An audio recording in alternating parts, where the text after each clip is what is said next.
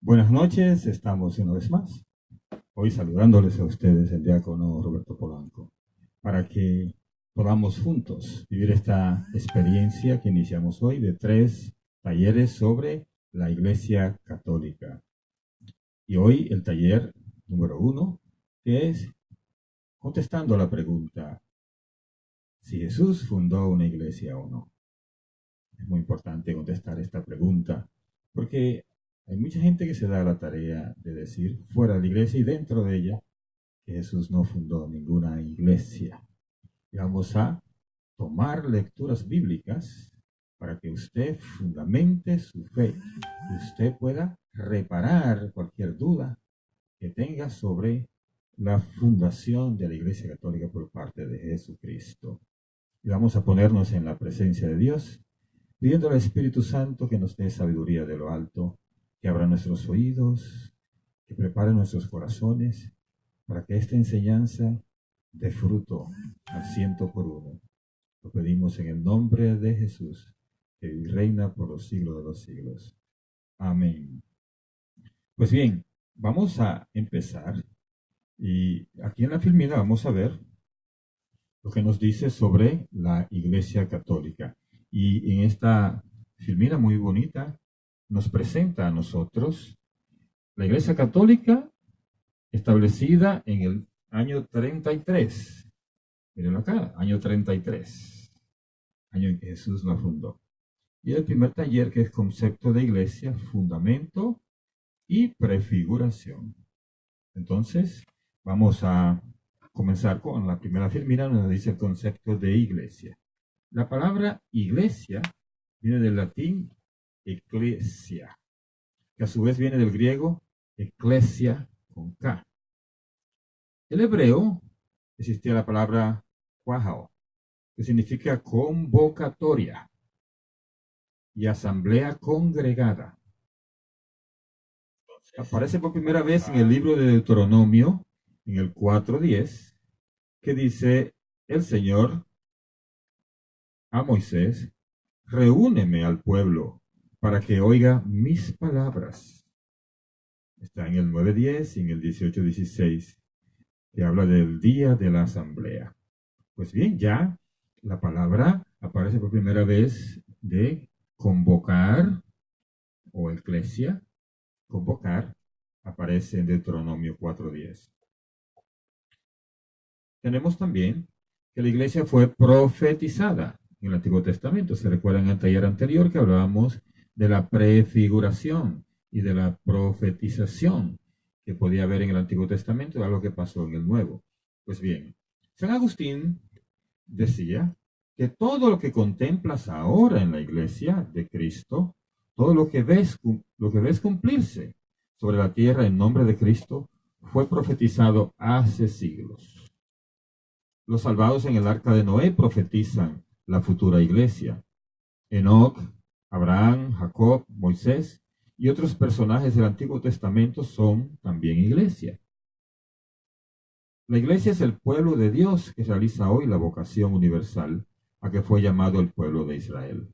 Es decir, que nosotros tenemos en el Antiguo Testamento a personajes como Enoc, que dice que andaba con Dios, por eso Dios se lo llevó.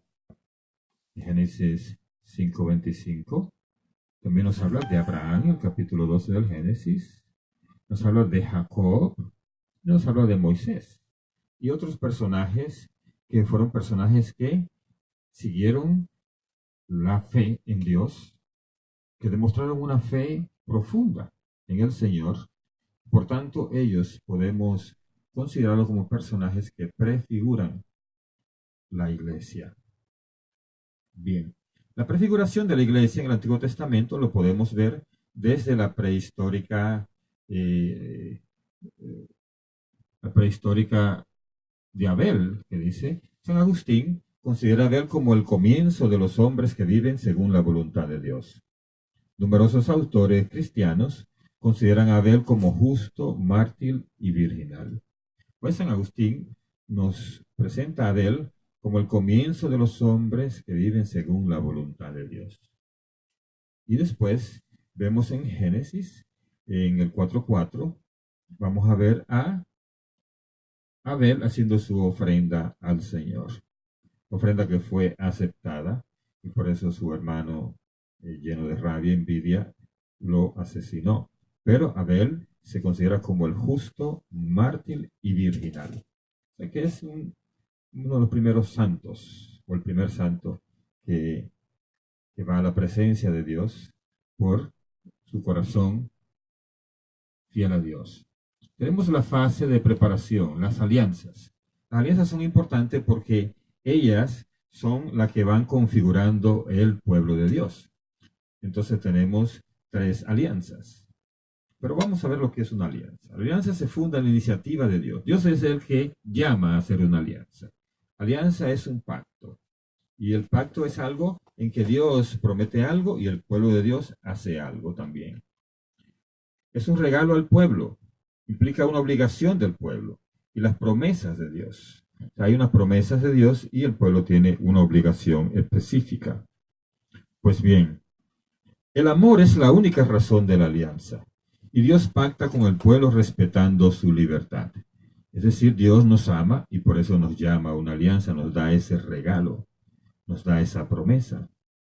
Y el pueblo obedece a Dios, sigue lo que Dios está pidiendo, pero Dios respeta la libertad del pueblo. Es libre de hacer el pacto o no. Pero una vez hace el pacto, estamos obligados con Dios, porque Dios está obligado con nosotros también en las promesas que nos hace. Dios prometió que la alianza abarcaría toda la tierra. Es decir, que Él hizo estas alianzas, vamos a ver con quién, pero Él promete que esas alianzas se va a extender a toda la tierra, a todos los seres humanos. Vamos a ver la primera alianza, que es como una preparación para lo que es la iglesia. Después del diluvio, Dios pactó con los hombres y los animales a través de Noé. ¿El signo cuál era? El altar que Noé edifica y el arco iris. Dios promete que cuando salga ese arco iris no va a haber más inundaciones. Había pasado el diluvio y entonces Noé hace este pacto con Dios de que la tierra no va a ser más arrasada de esta manera. Y Dios entonces le pide a él una cosa y fue edificar un altar. Eso lo hace. Y Dios, el signo que va a dar es un arco iris cada vez que llueve, indicando que no va a pasar lo que había pasado. En Génesis 9, 9, 17, miren, yo voy a establecer mi alianza con ustedes y con sus descendientes y con todos los animales que están con ustedes y que salieron del arca. Esa es la promesa de Dios. Pues bien, vamos a tener la segunda alianza, que es de Abraham. Dios con Abraham. Dios convoca a Abraham, sacándolo de su familia y le promete un hijo, ser patriarca de un pueblo del que saldrá el Salvador y hacerlo padre de todos los creyentes. Ahí está la promesa de Dios. Darle un hijo a Abraham que no tenía hijos, hacerlo patriarca de un pueblo del que saldrá el Salvador y hacerlo padre de todos los creyentes. El signo sería la circuncisión. Es decir, eso es lo que tenía que hacer Abraham y todas las personas, la circuncisión. Entonces, la promesa, la parte nuestra, era esa, la circuncisión. Y la promesa de Dios es crear este pueblo donde nos va a enviar el Salvador. En Génesis 17, 4 hasta el 14, nos presenta todo esto. Dice, esta es la alianza que hago contigo. Tú serás padre de muchas naciones y ya no vas a llamarte Abraham. Desde ahora te llamarás Abraham, porque te voy a hacer padre de muchas naciones. O sea que ese cambio de nombre de Abraham a Abraham es la manera en cómo Dios establece esta nueva forma de vivir de Abraham, que es a través de este pacto, de esta alianza. Bien, aquí tenemos la tercera alianza, el llamado a Moisés, convocar al pueblo de Israel para salir de Egipto. En el monte Sinaí fue hecha y sellada la alianza entre Dios y el pueblo. Dios envía el decálogo y el pueblo es rociado con sangre de animales. Pues bien, aquí está el signo, ¿verdad? La sangre de animales sacrificados rociado al pueblo. La promesa de Dios es la libertad. Ya había cumplido y también en la creación de este pueblo de Dios. Un pueblo libre que le va a dar la tierra que emana leche y miel. En el Éxodo 24, del 1 al 8, vamos a ver esta frase. El Señor le dijo a Moisés, sube con Aarón, Nadab y Abihú, y con 70 de los ancianos de Israel al lugar donde yo estoy. Aquí comienza una constitución, y esto es importante subrayarlo. Dios pide que Abraham suba con Aarón, con Nadab y Abihú, y con 70 de los ancianos de Israel. Este número 70 es un número que hace una tradición en el pueblo de Israel, que donde quiera que se reunía este número de personas, inmediatamente se constituía algo nuevo. Y Dios llama a este número para constituir de ahí el pueblo de Israel, el pueblo nuevo o el pueblo de Dios que Dios quería ya comenzar a hacer trabajar, a hacer germinar. Pues bien, miren lo que sucedió en esta reunión. Y lo pone en número 11 del 24 al 29. Dice que Moisés salió y contó al pueblo lo que el Señor le había dicho y reunió a 70 ancianos israelitas y los colocó alrededor de la tienda. Esta reunión es otra reunión, pero aquí sucede algo muy bonito. Entonces el Señor bajó con Moisés, luego tomó una parte del espíritu que Moisés tenía y se lo dio a los 70 ancianos. O sea, que ahí hubo una especie de Pentecostés sobre esos 70 ancianos. Y habían dos que no estaban ahí que también recibieron ese espíritu. Y entonces dice el espíritu de Moisés, pero es como diciendo el mismo espíritu que Moisés tenía, entonces se le va a ser derramado a estos 70 y a otros dos más que no estaban allí, que fueron convocados pero no llegaron. Entonces allí hay una otra constitución del pueblo de Israel, en el que hay 70 ancianos que son como los líderes de la comunidad. Entonces el pueblo ya es convocado por Dios, o sea, otra eclesia, y esa eclesia, ellos reciben el Espíritu Santo o el Espíritu de Dios para constituirlos, para confirmarlos en la labor que ellos tenían de dirigir el pueblo de Dios. Pues bien, hay otra convocatoria que es la convocatoria que hace el rey David. El rey David sabía que el arca de la alianza estaba en otro lugar y él fue a buscarlo. Eso está en 2 de Samuel 6, del 17 al 19. El arca del Señor fue llevada y puesta en su lugar dentro de una tienda de campaña que David había levantado con ese propósito. Enseguida David ofreció holocaustos y sacrificios de reconciliación delante del Señor. Cuando terminó de ofrecerlos, bendijo al pueblo en el nombre del Señor Todopoderoso. O sea, aquí se da una convocatoria. ¿Para qué? Para celebrar la traída del arca del Señor. Esa convocatoria, hay varios elementos muy importantes para el pueblo de Israel de orden religioso, y es holocausto, o sea, animales en sacrificio, ¿verdad? Y estos holocaustos y sacrificio también se hace reconciliación delante del Señor, o sea, cada uno pedía perdón por sus pecados. Y entonces, cuando terminó de hacer esto, dice que David bendijo al pueblo en el nombre del Señor Todopoderoso. Y con esa bendición, el pueblo después viene la otra parte, que es donde ellos hacen una comunión, es decir, que comparten los animales sacrificados que han sido puestos al fuego como parte de esta ceremonia, sacrificio de comunión. Bien, en la construcción del templo, Salomón, en Primera de Reyes 8:1, reunió ante sí en Jerusalén a los ancianos de Israel, a todos los jefes de las tribus y a las personas principales de las familias israelitas, para trasladar el arca de la alianza del Señor desde Sión a la ciudad de David. Desde Sión, la ciudad de David, al lugar donde iba a estar el templo.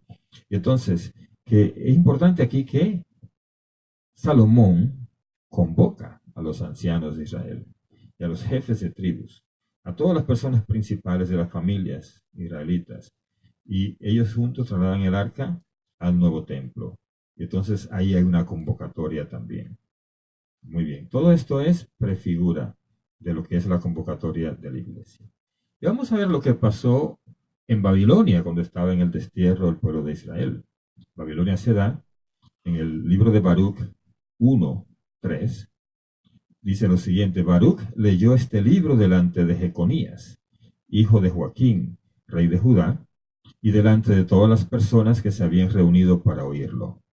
Baruch 1:5 dice: al oírlo la gente se puso a llorar, a ayunar y a orar al Señor. También reunieron dinero según lo que cada uno podía dar y lo enviaron a Jerusalén. Miren qué interesante. En esta convocatoria hay varias cosas. Primero, se lee la palabra de Dios o la ley a la gente. Es decir, como que hay aquí una liturgia de la palabra, ¿verdad? Entonces después la gente dice ayuna, ¿verdad? Sacrificio. Y también hay oración, o sea, que le oran al Señor. Y después hay colecta, o sea, reunieron dinero que lo enviaron a Jerusalén, a las personas necesitadas y a los sacerdotes que habían allí, ¿verdad? O sea, que hay esa colecta. Y entonces, ¿qué es esto? Esto parece ser el origen de las sinagogas, donde el pueblo es convocado a orar y escuchar la palabra. Es decir, las sinagogas no existían antes, pero como no había templo en Babilonia, ellos entonces tenían una casa de oración, un lugar donde se oía la palabra y se oraba. Entonces, esa es la manera en cómo hacían iglesia, convocatoria, la manera en cómo ese pueblo de Dios se iba reuniendo. Ahora vamos a ver qué pasa con Jesús. Ya pasamos al tiempo de Jesús. Cuando Jesús viene, Él convoca al nuevo pueblo de Dios. Lo vemos en el Evangelio de San Marcos, capítulo 3, versículo 13 hasta el 15. Dice lo siguiente: subió al monte y llamó a los que Él quiso. Miren qué interesante, yo subrayo ahí esto que dice: llamó a los que Él quiso. Hay una convocatoria ahí. Y vinieron donde Él. Instituyó 12 para que estuvieran con Él. Subrayo también la palabra instituyó, porque lo dice el Evangelio, que Jesús instituyó. No que llamó a esos 12 a ver si nos reunimos acá y ya ustedes se pueden ir para su casa. Él los instituyó a ellos, para que estuvieran con Él y para enviarlos a predicar con poder de expulsar los demonios. Jesús está instituyendo un grupo para hacer una misión específica, la misión de ir a predicar y expulsar demonios. Merece la pena notar que el evangelista quiere dar un tono solemne a la ocasión de la designación de los 12. Subió al monte, como Moisés, a tener una experiencia con Dios, y nombró a los 12, recordando las 12 tribus de Israel. El texto griego emplea la palabra eipoisen, término que indica una constitución. Es decir, que esta palabra instituyó está paralela a esta palabra, ¿verdad? Que es una palabra griega, que significa constitución. Y lo bonito de esto, interesante, es que uno casi siempre lee que Jesús llamó a estos 12, pero él tenía una cantidad de seguidores, Jesús ya, una cantidad de discípulos, gente que siempre lo estaban escuchando. Y de eso escogió él a los 12. Y la palabra de Dios dice que él se fue a orar primero, subió al monte a orar. O sea, subió quiere decir que Jesús estaba buscando vamos a decir, antes de hacer la convocatoria, estaba buscando la ayuda del Espíritu Santo. Inmediatamente después vemos aquello que podría llamarse el acto constitutivo de la misión de los apóstoles. Entre los puntos mencionados, el primero es estar con Él. O sea, Jesús quiso que estos 12 que Él instituyó, primero hicieran su discipulado. O sea, que estuvieran con Él, ¿verdad? Y después los va a enviar. O sea que primero es el discipulado y después el apostolado. Eso está bien claro en la manera en cómo Jesús trabajó preparando esta iglesia que él iba a fundar. Entonces, en ese proceso de formación, Jesús envía a 72. ¿Y por qué no solo a los 12 apóstoles? ¿Por qué 72? Vamos a ver. En Lucas 10:1 dice: después de esto el Señor escogió también a otros 72. Y los mandó de 2 en 2 delante de él a todos los pueblos y lugares a donde tenía que ir. 72. ¿Por qué Jesús envió precisamente 72 mensajeros y no otro número? Bueno, en Génesis 10:1, allí se trata de las naciones que pueblan toda la tierra, después del diluvio, ¿verdad? Esta es la descendencia de los hijos de Noé, Sem, Can y Jafet. Son 3 hijos de Noé, Sem, Can y Jafet, a quienes le nacieron hijos y después el diluvio. Cada uno de esos hijos y los nietos da origen a una nación. Según la Biblia, versión griega, que circulaba en el tiempo de Jesús, que se llama la 70, el número de ellos es 72. Mira qué interesante. Jesús sigue este número, 72, que fue el número de las naciones que fueron fundadas después del diluvio, a través de los descendientes de Noé. Entonces, Jesús está dando a entender que Él quiere que estos 72 discípulos salgan a todas las ciudades vecinas, pero no había ese número de ciudades, sino que Jesús lo está preparando para ir por todo el mundo. Eso es lo que quiere decir 72. Lucas, que como sabemos no era judío, y por eso es más sensible a la evangelización de naciones paganas, toma este dato para significar que la misión encomendada por Jesús a sus discípulos es universal. Podemos subrayar esta palabra. Es una misión universal y debe alcanzar a todas las naciones de la tierra. O sea que no es una misión solo para los hijos de Israel, para los judíos. Es una misión para toda la tierra. Jesús designa a un pastor de su iglesia. Bueno, entonces ya Jesús tenía la constitución de los 12 y tenía los 72. O sea que ya la iglesia va cogiendo forma. Y Jesús entonces ahora le falta elegir un pastor, alguien que va a dirigir su iglesia. En el Evangelio de San Mateo 16:13, Jesús declara: tú eres Pedro y sobre esta piedra edificaré mi iglesia. Específicamente en el versículo 18 dice eso. Jesús fundó así una iglesia. Él no quiso un grupo de creyentes subsistiendo aislados o como ovejas sin pastor. No, él dice bien claro: sobre esta piedra edificaré mi iglesia. Y lo dice en singular, es muy importante poner esto. O sea, eso no está en plural. El hecho de que existan muchas iglesias cristianas no fue el deseo de Jesús. Él lo dice muy claro en Juan 17, en la oración sacerdotal, antes de ir a la cruz. Dice que todos sean uno, como tú y yo en ti. Así que Jesús, la intención no era que saliera todo el mundo por ahí a fundar iglesias, sino que Él edificó una iglesia y entonces elige un pastor para que sea quien la dirija como sucesor de Jesús. Entonces, lo interesante aquí es que el Espíritu Santo es quien señala a Jesús, quién debería ser su sucesor. De pronto, Jesús estaba en oración, desde la noche anterior, como todo lo que hacía, se ponía en oración. Él quería saber quién iba a ser el sucesor. Entonces Jesús lanza la pregunta: ¿y ustedes quién dicen que soy? Eso está en el versículo 15 del Evangelio de San Mateo, capítulo 16. ¿Ustedes quién dicen que soy? Entonces ellos comenzaron a contestar diferente. Eres Elías, eres el profeta, que el profeta quiere decir otro Moisés, eres Jeremías, etc. Sin embargo, Pedro es el que contesta: tú eres el Hijo del Dios vivo, el Mesías. Por eso Jesús, cuando Pedro habla así, con esto confirma, ¿verdad?, que ese que contestó así, que es Pedro, es quien es indicado por el Espíritu Santo como la persona que debería sucederlo a él, la persona que debería pastorear a su iglesia.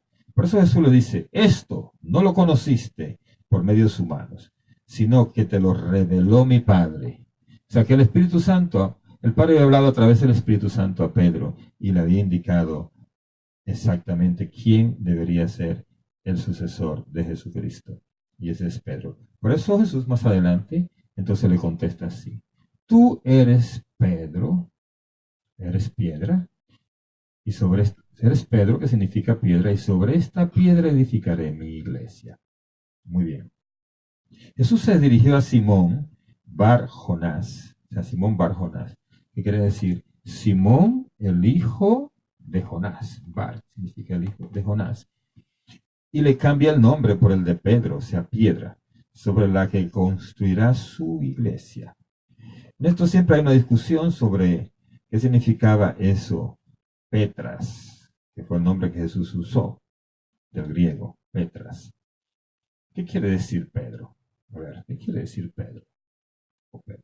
El nombre de Pedro no aparece en ningún escrito de la antigüedad, hasta que Jesús se lo da a Simón. Pedro es un nombre propio que tomó de la palabra Petras, que quiere decir roca en griego. Existen en este idioma 7 palabras para definir piedra. Cuando se aplica a Jesús se utiliza acroniagos, que quiere decir piedra angular. Acroniagos, que quiere decir piedra angular. Es muy importante entender esto. Acroniagos, piedra angular. Y cuando se refiere a Pedro, utiliza Petras, que significa roca firme. Es decir, Jesús no se está refiriendo a sí mismo cuando dijo, eres Pedro y sobre esta piedra edificaré mi iglesia. Porque Jesús no estaba usando el término acroniago, sino el término Petras, que significa roca firme. Muy importante. ¿Por qué cambia Jesús el nombre de un solo apóstol? ¿Verdad? Porque pudo haberle cambiado a todos. Todos iban de misión. Jesús los iba a enviar a todos. Pedro es la única persona del Nuevo Testamento que recibe un nuevo nombre de parte de Jesús. En el Antiguo Testamento, cuando Dios va a hacer un pacto con un hombre, le cambia de nombre y le da uno de acuerdo con la misión que va a realizar. Como por ejemplo tenemos a Abraham, ¿verdad? Que ya vimos antes, que de Abraham le puso Abraham. Y a Jacob, que le puso Israel. Entonces, ¿cuál es la misión de Pedro? ¿Por qué Jesús se llama Petras a Simón? ¿Cuál es esa misión que le está dando? La misión es que sea la roca firme. Y también Jesús tiene una misión, junto con la misión de ser roca firme, Jesús les da el poder de las llaves. En Mateo 16, el versículo 19 dice, y a ti te daré las llaves del reino de los cielos. Bueno, en la antigüedad se le daba las llaves de una ciudad a una persona bien distinguida, una persona que tenía fama o que se le estaba dando cierto poder. Vemos que Jesús solamente dio las llaves a Pedro, no a los demás apóstoles. ¿Cuáles son las llaves del reino? Algunos dicen que se trata del poder de abrir misiones y citan a Hechos 14:27, que dice lo siguiente. Y habiendo llegado y reunido a la iglesia, refirieron cuán grandes cosas había hecho Dios con ellos y cómo había abierto la puerta de la fe a los gentiles. Pero esta cita solo dice que fue Dios quien abrió la puerta. Dice que fue Dios quien abrió la puerta. Además, Jesús le dio las llaves a un solo apóstol, no a los otros. Es decir, que el poder que tiene Pedro no es compartido con otros. Es un poder específico que Jesús le estaba dando a Pedro. Muy importante entender esto. Hay otra cosa más sobre Pedro. Jesús le dice lo siguiente en Lucas 22:31. Simón, Simón, mira que Satanás ha solicitado el poder de cribaros como trigo, pero yo he rogado por ti, para que tu fe no desfallezca. Y tú cuando hayas vuelto, confirma a tus hermanos. Jesús estaba a punto de recibir, o sea, ser apresado y estar en la pasión y su muerte. Y entonces Jesús le dice esto a Simón, que estaba diciendo, a ti no te matarán, primero me matan a mí y sobre mi cadáver, podríamos decir en términos de hoy, ¿verdad? Pero Jesús le dice, Simón, Simón, mira que Satanás ha solicitado el poder de zarandearte a ti como trigo, pero yo he rogado por ti. O sea, y él lo dice en plural, a ustedes, ¿verdad? Nota que Jesús dice, Satanás ha solicitado el poder de cribaros, y esto lo dice en plural. El diablo quiere destruir a todos los apóstoles. Sin embargo, Jesús reza por Pedro. Yo he rogado por ti, en singular. Muy importante notar esto. Jesús dice, Satanás ha solicitado poder para zarandearlos. Y sin embargo, Jesús reza por Pedro. Yo he rogado por ti, en singular. ¿Por qué? Porque él cuando volviera tiene que confirmar a sus hermanos. Él tiene el trabajo de darle fortaleza, de darle ánimo, de consolarlos, etc. Eso dijo Jesús después de hablar el papel de los apóstoles en el reino. Comentando sobre estos versículos, Juan Crisóstomo dice: Dios permitió que Pedro cayera porque quiso hacerlo el gobernante del mundo, podríamos decir el gobernante de su iglesia. Pero recordaría su caída y así tendría compasión hacia otros que caen. Recordemos que San Juan Crisóstomo fue uno de los padres de la iglesia. Por eso esto que él dijo es muy importante, que dice que Dios permitió que Pedro cayera porque lo haría gobernante del mundo. ¿Verdad? Jesús está enviando su iglesia a todo el mundo y Pedro iba a ser la roca firme en la que esa iglesia se iba a sustentar. Y por eso necesitaba él recordar su caída, tener compasión hacia otros que caen. La nueva alianza. Entonces hablamos de las 3 alianzas antes y ahora vamos a hablar de la nueva alianza. Jesús también, el divino maestro, sigue la línea de acción de Noé, de Abraham y Moisés y establece una nueva alianza. Vamos a ver dónde está esto. En Mateo 26, 28. Mateo 26, 28. Esta es mi sangre, la sangre de la alianza, que es derramada por una muchedumbre para el perdón de los pecados. También está en Marcos 14, 24, la narración de la última cena. Y les dijo: esta es mi sangre, la sangre de la alianza, que será derramada por una muchedumbre. Y también en Lucas 22, 20. Lucas 22, 20. Hizo lo mismo con la copa después de cenar, diciendo: esta copa es la alianza nueva. Subrayado esto de alianza nueva. Lo subrayo ¿por qué? Porque es lo que Jesús está haciendo, estableciendo una nueva alianza, sellada con mi sangre y que es derramada por ustedes. Entonces, el signo de esta nueva alianza es la sangre de Cristo. La promesa de Dios es la salvación. A través de Jesucristo, la salvación. La manera de nosotros entrar en esta alianza es participando de la sangre de Cristo, ¿verdad? Entonces, por eso es que esta nueva alianza es importante. Jesús está dando la copa, dice: tomen que esta es mi sangre, que es derramada por una muchedumbre para el perdón de sus pecados. Que la forma de entrar es haciendo partícipe nosotros de esa sangre de Cristo. Los padres de la iglesia hablan de que la iglesia surgió del costado de Cristo. En Juan 19:34 sucede esto. Uno de los soldados le atravesó el costado con una lanza y al momento salió sangre y agua. Los padres de la iglesia interpretaron este versículo como la escena del nacimiento de la iglesia a partir de los 2 sacramentos simbolizados por el agua, que es el bautismo, y la sangre, la Eucaristía. El agua, que simboliza el bautismo, y la sangre, que simboliza la Eucaristía. Eso es lo que nos están diciendo los padres de la iglesia, que de ese costado abierto de Jesús salió la iglesia. Y miren la frase de San Agustín, qué hermosa. San Agustín dijo: cuando el Señor dormía en la cruz, la lanza atravesó su costado y brotaron los sacramentos con lo que se creó la iglesia. Y es que la iglesia fue creada del costado de Adán. Bueno, del costado del nuevo Adán, que es Jesús, ¿verdad? Y esto es muy bonito porque cuando Dios creó a Adán, lo hizo dormir para sacar de su costilla allí hueso y carne y formó a Eva, que era su esposa. Y la esposa de Jesucristo es la iglesia. Y sale también cuando Jesús está dormido. En este caso estaba muerto, pero allí brotó sangre y agua y aquí nace la iglesia, que es su esposa. Es lo que nos está diciendo San Agustín bellamente. Jesús reitera a Pedro el papel de pastorear sus ovejas. Entonces ya tenemos a Jesús que muere y resucita. Y Jesús, una vez resucitado, vuelve otra vez a buscar a sus discípulos y aquí viene a confirmar a Pedro en su papel de pastorear sus ovejas. Hay una profecía, la profecía de Miqueas 7:14. Miqueas 7:14, que dice que Dios iba a apacentar a su rebaño Y esta profecía está cumplida en Juan 21:15. Juan 21:15. 3 veces Jesús manda a Pedro a cuidar, a apacentar y a pastorear sus ovejas. ¿Recuerdan ese pasaje? Jesús le dice, Pedro, ¿me amas?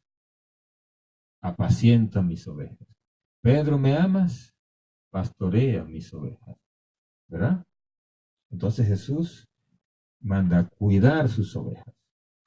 La palabra griega que Jesús usa es poimane, pastorea, que significa gobernar, regir, ser superintendente. Es la misma palabra que se usa en Mateo 2:6, donde dice que de Belén saldrá un gobernante que regirá al pueblo de Israel. También la que se usa en Apocalipsis 2:27 y 19:15, donde dice que gobernarán las naciones con cetro de hierro. Esta autoridad universal conferida a Pedro es distinta a la palabra pastor que se aplica a los obispos locales. Entonces, a Pedro Jesús le está diciendo poimane, significa pastorea, pero gobierna, rige, vigila, por decir de una manera, ¿verdad? Entonces, esto es cuidar, apacentar, pastorear. Es un término bastante fuerte, porque el que dice Apocalipsis regirá las naciones con vara de hierro, cetro de hierro. Entonces Jesús ya le faltaba solo una cosa, tenía una iglesia fundada, una iglesia que él había ganado con su muerte a precio de sangre, y una iglesia que él había elegido quien la iba a regir, a pastorear, quien iba a ser su sucesor. Ahora lo que faltaba a Jesús es enviar, ¿verdad? Enviar. Y en este caso, Jesús está mandando a todos sus discípulos que vayan y hagan discípulos de todas las naciones, a la gente de todas las naciones, bautizándolas en el nombre del Padre, del Hijo y del Espíritu Santo, y enseñándoles a observar todas las cosas que yo les he mandado. Y miren, estoy con ustedes todos los días hasta el fin del mundo. Así que Jesús, a través del Espíritu Santo, debe estar con nosotros, ayudándonos en esta tarea de ir a evangelizar a todas las naciones. En Marcos 16:15, Jesús les dijo, vayan por todo el mundo y anuncien a todos la buena nueva, o sea, la buena noticia. El que crea y sea bautizado obtendrá la salvación, pero el que no crea será condenado. De esas frases subrayadas sale la palabra católica. Por tanto, cuando dice todas las naciones, o sea, en la Biblia está todas las naciones, que es lo que significa católico. Y por todo el mundo, eso es lo que significa católico. A todos también significa católico. O sea que Jesús prácticamente le dio el nombre a su iglesia a través de esto. Esa iglesia es confirmada con el poder del Espíritu Santo. Entonces, ya Jesús lo había enviado, ¿verdad? Jesús asciende a los cielos, pero le dice, ahora, antes de hacer nada, váyanse a Jerusalén y manténganse en oración para que reciban la promesa del Padre, el Espíritu Santo. Y nos dice en Hechos 2, del 1 al 4, ¿qué pasó? Cuando llegó el día de Pentecostés, estaban todos reunidos en el mismo lugar. De repente vino del cielo un ruido, como el de una violenta ráfaga de viento que llenó toda la casa donde estaban, y aparecieron unas lenguas como de fuego que se repartieron y fueron posándose sobre cada uno de ellos. Todos quedaron llenos del Espíritu Santo y comenzaron a hablar en otras lenguas, según el Espíritu les concedía que se expresaran. Es importante subrayar aquí que comenzaron a hablar en otras lenguas, la glosolalia, es decir, el poder hablar en otras lenguas. Ese poder se les dio a ellos porque los estaban enviando a todas las naciones. Necesitaban ellos tener esa facilidad de hablar todos los idiomas en los cuales ellos se iban a enfrentar. Y el Espíritu Santo les dio esa facultad. Y en la iglesia católica, a través de los siglos, muchos sacerdotes, muchos misioneros han tenido ese poder de hablar muchos idiomas, como es el caso, ¿verdad?, de varios santos que estuvieron colonizando o evangelizando en toda América Latina.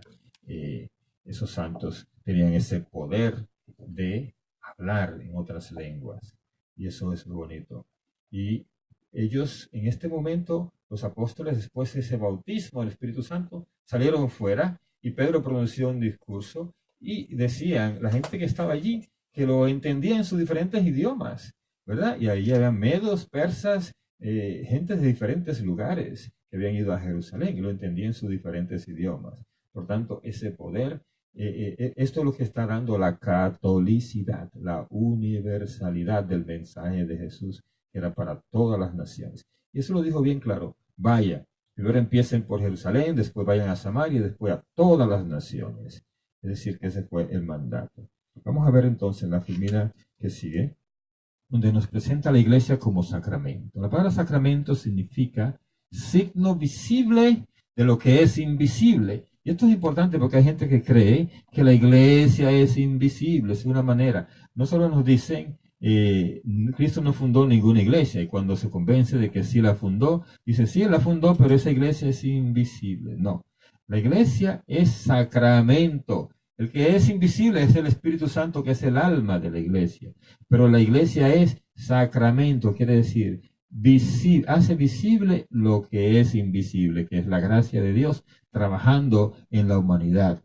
Entonces la iglesia que hace eso visible. La iglesia es en Cristo el sacramento, signo e instrumento de la unión con Dios y la unidad del género humano. O sea que la iglesia es ese signo, sacramento e instrumento de la unión con Dios. O sea, la alianza que nosotros hacemos con Dios, quien la hace visible es la iglesia.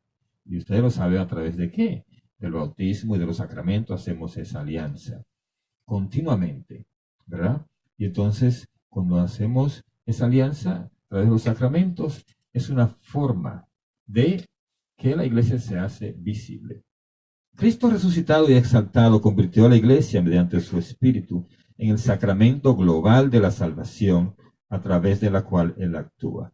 Es decir, que la iglesia hace posible que la redención que Cristo ganó para nosotros sea aplicada en todo el mundo, en tiempo y lugar. Como hablamos hoy, en tiempo real. Lo que sucedió hace 2000 años, Jesús derramó su sangre por nosotros en la cruz. Esa sangre se sigue derramando para nosotros hoy, en diferentes lugares del mundo. O sea que eso se hace a través de la iglesia.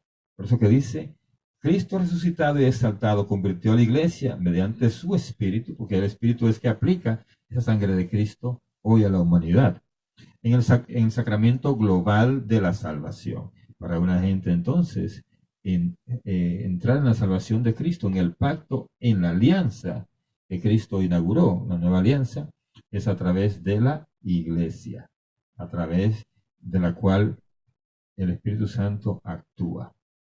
Muy importante. Entonces, la iglesia como pueblo de Dios. La iglesia es el pueblo de Dios. Y podríamos decir el nuevo pueblo de Dios. ¿Verdad? Israel sigue siendo el pueblo de Dios. Es una pregunta que sería bueno que usted se hiciera cuando le critican porque la iglesia comete errores, porque hay gentes allí buenas y malas, porque hay dificultades, etcétera. Entienda esto. El pueblo de Dios, Israel, cometió también todas esas infidelidades, etcétera, y sigue siendo el pueblo de Dios. Dios no ha quitado ese como su pueblo. Pero hay un nuevo pueblo de Dios, ¿verdad? Porque ese era el objetivo de formar un pueblo de Dios, el pueblo de Israel. Era para que ahí llegara el Mesías y a través de ahí se extendiera la salvación a toda la humanidad. Entonces ahora toda la humanidad puede pertenecer al pueblo de Dios, al nuevo pueblo de Dios, y a través de la iglesia. La iglesia es el pueblo de Dios que realiza hoy la vocación universal a que fue llamado el pueblo de Israel. ¿Verdad? El pueblo de Israel no anda por ahí predicando la buena nueva, o anda predicando por ahí que Dios le ama, que Dios le quiere salvar. Ese papel le ha tocado a la iglesia, ¿verdad? El pueblo de Israel tendrá su momento en que, según nos dice a nosotros San Pablo, y nos dice el libro de Apocalipsis, llegará un momento en que ese pueblo entrará de nuevo, ¿verdad? En ese plan que Dios originalmente le puso. El pueblo de Dios, llamado a ser signo entre las naciones, o sea, la iglesia, es el pueblo de Dios llamado a ser signo entre las naciones, el pueblo mesiánico e instrumento de salvación para todos y medio universal de salvación. Es decir, que cuando dicen por ahí, no es necesario estar en una iglesia para salvarse. Bueno, te puedo decir, Dios es generoso, Dios es misericordioso, pero Él quiso que nosotros fuésemos salvos a través de la acción de la iglesia en el mundo. Así que la iglesia es el medio por el cual se está aplicando el poder de Dios, la gracia que Jesucristo ganó en la cruz a toda la humanidad, ¿verdad? Entonces esto es importante, por eso la iglesia es importante. Bien, vamos a dejar esta última firmina ahí, pero vamos a conversar un poquito con ustedes, porque yo sé que ustedes tendrán preguntas. Ustedes quizá han visto videos por ahí donde dicen que Jesús no fundó ninguna iglesia. Bueno, hay gente empeñada en sacar cantidad de cosas y se hacen llamar, hay canales de televisión dedicados a hablar mal de Dios, de Jesús, a hablar mal de la iglesia. Y nosotros tenemos que estar con una fe firme. Y San Pablo decía a Timoteo que habrá un tiempo en que la gente, por estar detrás de novedades, le van a meter una cantidad de doctrinas de demonios, dice San Pablo, bien clarito, doctrina de demonios. O sea que los demonios quisieran destruir la iglesia. Pero Jesús hizo una promesa, y esa promesa es Dios. O sea que la nueva alianza trae una promesa. Esa promesa es que ni las fuerzas del infierno prevalecerán sobre la iglesia. Es decir, que esta iglesia que Jesús fundó es mentira, que fracasó y que después, 1500 años después, a alguien se le ocurrió y fundó la iglesia verdadera de Jesús. No, Señor. Esa iglesia ha permanecido con sus errores, con sus dificultades, pero es la iglesia de Cristo, la que Él fundó. Porque Jesús es Dios y Dios no puede mentir. Dijo, ni las fuerzas del infierno prevalecerán sobre ella. Y la iglesia se ha mantenido 2000 años. Por eso decimos que fue fundada en el año 33. Ha permanecido 2000 años y seguirá en pie, ¿verdad? La han atacado reyes, por ejemplo Napoleón, la han atacado los comunistas, la han atacado los millonarios, los masones, la han atacado los gente de otras religiones, la ataca la prensa, la atacan los medios de comunicación de todo tipo, Hollywood, todo el mundo puede atacar la iglesia y saca ventaja. Bueno, hay gente que hacen cosas como películas y escriben libros solo para vender mucho y siempre es atacando la iglesia porque eso vende. Pero ellos al final quedarán relegados, como quedó relegado Napoleón y todos los que han atacado a la iglesia, los comunistas, todo el mundo ha quedado relegado, porque la iglesia sigue en pie después de 2000 años. Porque Jesús prometió que ni las fuerzas del infierno prevalecerán sobre ella. Así que ponga usted bien esto en perspectiva. Cuando su fe desfallezca un poco, usted póngase fuerte pensando que Jesús es verdadero. Y Él dijo lo que esta iglesia va a hacer. Vamos ahora en este momento a pedir por todos ustedes para que la fe en la iglesia se mantenga, para que ustedes puedan todo el tiempo dar razón de su fe, como dice San Pedro, y que nada y nadie lo saque de la verdadera iglesia, que es la iglesia católica.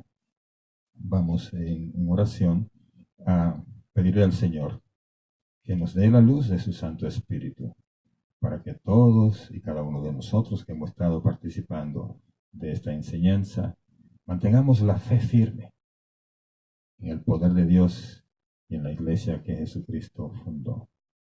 Que el Señor le bendiga y vamos a compartir otro momentito de esa canción hermosa de Son by Four, Católico soy. La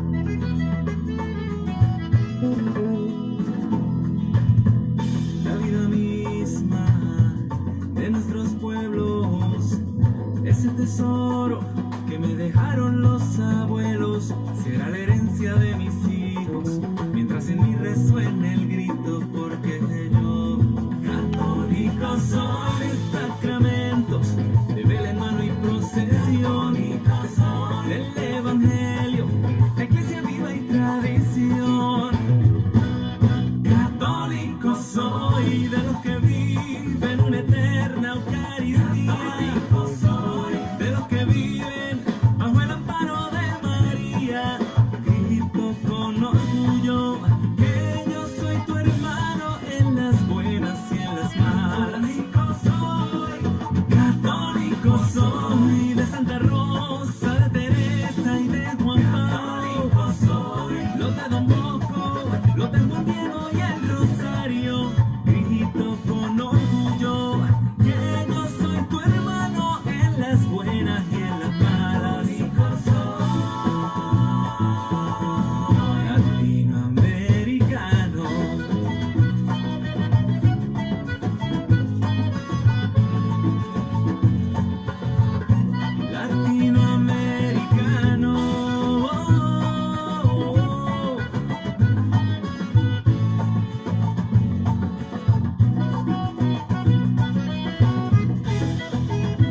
Estaremos el próximo lunes con ustedes otra vez en esta enseñanza con el tema de la Iglesia Apostólica.